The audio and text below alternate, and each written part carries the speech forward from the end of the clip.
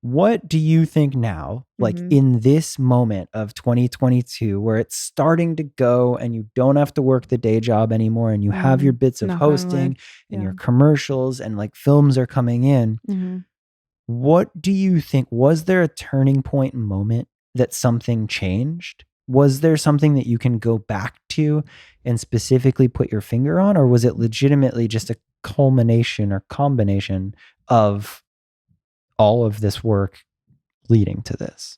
I think it's both. I think it was, so in terms of a culmination, it was my agents finding me and being willing to take a chance on me. Okay. I have to give so getting credit good where credit agents, is due. huge Yes, piece. Okay. Huge. The Polygon group, they're absolutely magnificent. Green Mohammed, the kindest human being on the planet. Eric Shout Davies. out. Oh my gosh. Just in case, like I can't pass up a moment to like thank my people, because they took me on. They took my sisters too. So it's been the same day I was signed, my sisters were signed with me. Cool. And we've been through this together this entire time. And that's something else, is my first job was cast with my sister. Okay. And so I think like that was definitely one of them. Just the fact that like my parents have never, ever, ever tried to force me to do anything else. So as long as I got a degree. Very supportive. And like, that's the culmination. And then people taking the chance on me, giving me the shot with the movie. Yep. That's huge, because that is absolutely what has made me, I think, more legitimate. Yeah. In certain people's eyes, like casting and production and all that. Yeah. Because now I have the footage that I had to fight for. Real. And you have the experience on the sets. You know what it's like. You know how to interact with people. You know how to show up on your mark and say your line. And I knew how to do that before I got there. But then you did the thing. Need you somebody to it. You have to have somebody give you the chance to show that you can do it.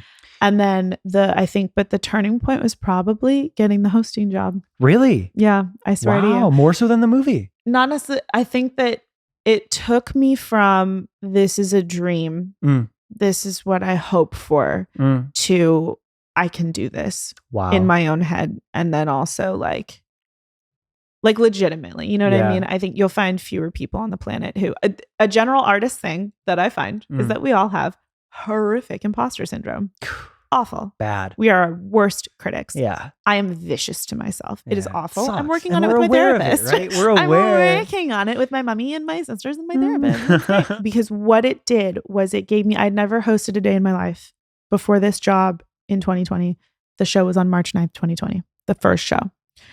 I was terrified at the auditions. There was a lot happening. Like there were health issues in my family. Like my brain was just not there. Yeah, it was hard to be fully present. The worst audition of my life. My mom had driven me because I was so tired and things were so not great for us as a family because of everything happening. She didn't want me to drive alone. Yeah. Because I just wasn't. Yeah, that's I just great. That's wasn't support. aware. That's awesome. And so she's going over it in the car and everything. And I come out and I just like burst into tears. And I told her like I was the worst. Like I just could not get it together. And she's like, I think you should go back in. Which is unheard. You do not do that. You do not do that ever in any audit. You don't do that. Yeah. But I had seen on the call sheet that I was the last one of the day. Oh. So whatever they were doing, which I heard it might have been, I don't know that it was their lunch, but they had a lull in the day. Yeah. So I was like, I can't do it. I can't do it. I can't do it. And we're driving away and I'm sobbing. And I was like, okay, I have to go back. Okay. And so she turned around. Like we were about to get on the freeway. She was like, if you're going to make the decision, you have to do it now. And so we turned back around and I went in and I said to security, so-and-so and so-and-so, the casting directors. I was like, they said that if I had any questions I could ask. I know that they're on a break right now. Do you think it's okay if I just slide in there? And he was like, yeah, sure. And like, let me go back through. And I told him, I said, I'm so sorry to bother you, waste your time. I never do this. I never ever do this. I was just wondering if I could try one more time just to prove to me that I can do it. Oh, that just gave me chills. Like I'm going to cry. Holy just for me. And they were like, oh my gosh, no, you don't have to do that. And they like, casting people never say anything like this, but they were like, we loved your audition. Like, you were one of our favorites. And da-da-da. And I was like, okay, these people are either blowing smoke or they're being really nice, because clearly a human being is about to break in front of them. Yeah. And human beings. Yeah, like I was like barely holding myself. I don't know. This story could be very embarrassing.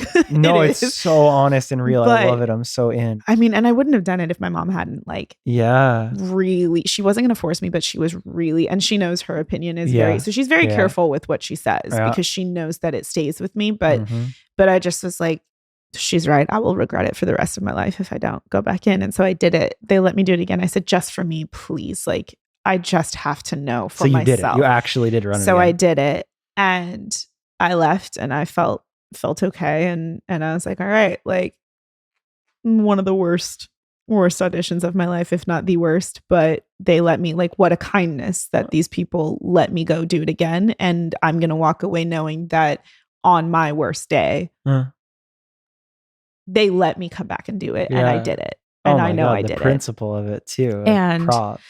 Thank you. And then it was funny because then I was at the day job and I got the call that I got the job, and that, you know, we were going to be filming the next week. And it was funny because there is an anchor, there's a host. Her name is Erin Lim. She's now Erin Lim Rhodes. She's from E! News. She does the rundown. She's always on the red carpet for the Oscars, the Grammys, that. Okay, cool. Her sense of humor has always struck me as like we might get along because the things she finds funny, I think she's hysterical, and like I crack similar jokes and whatever. And and so I was studying her just like over and over and over, because I was just like, monkey see, monkey do. I've never hosted. I don't know the first thing about the cadence. I don't know the first thing about the banter. I don't know. Yeah. I've done improv. Yeah. Hell yeah. But hosting is different. Yeah. Because you're not necessarily with another partner who's done improv or who's ready for the camera, this side of the and you know, because we talked about this when we were hosting at South by, to prepare for that horrific audition I had that I had to do over, I had been watching her, and then when I got the job, then I'm learning on the job. I'm doing it, you know, weekly and then like bi-weekly, and like, you know, I'm getting on their Instagram, I'm doing socials, I'm doing, you know, fun things. I end up doing this show called She and Together Fest. It was a virtual music festival. Okay. They had Nick Jonas, Steve Aoki, Maren Morris, Tinashe and Lunai. Yeah, and you're hosting Sick, yes. Wow. Sick lineup. My celebrity co-host, this is about a year later. This is just after my 1 year anniversary with this company. You fucking manifested, didn't you? My celebrity co-host was Erin Lim. And I was so just like, you know, the full circle thing. Yeah. It just, and that's what I really think was the turning point for me, was because I am now able to think on my feet for any level of performance, any type of performance.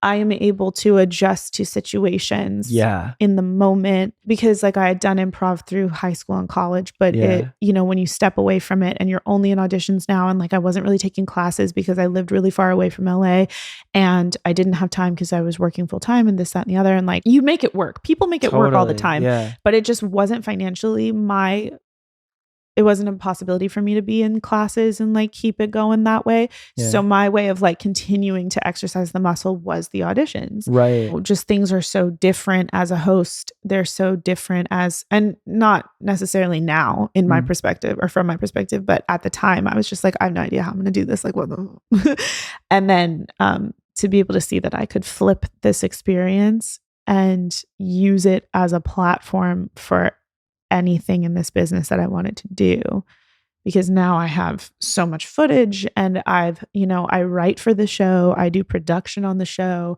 Wow. I did a 2-hour special for them for Black History Month where I was interviewing 2 Black designers that they have been uplifting. And and like I did, and 2 years ago now, you asked me to do that, I would have been like, what? How? I don't know where to begin. And we had, for that music festival, we had over 1 million live viewers. And it was like 1.4, 1.6, I think, maybe something. And then my, you know, the Shein shows will be anywhere between like 200,000 viewers in the live hour to 500,000 in the live hour. Damn. So kind of what I'm hearing when I zoom out of it is like, the reason that one was so important is because it was really the most experience. Like it was the thing that gave you so much experience so much in your professional field. Yeah. So like the trial by fire, just being thrown into it and really owning it and running it is the thing that ended up paying off. Hey, it's Andrew, the host of Where Are All My Friends. I hope you liked that clip. If you did, the full episode is out now. You can watch or listen to it anywhere where podcasts are available and probably wherever you found this clip. So go check it out.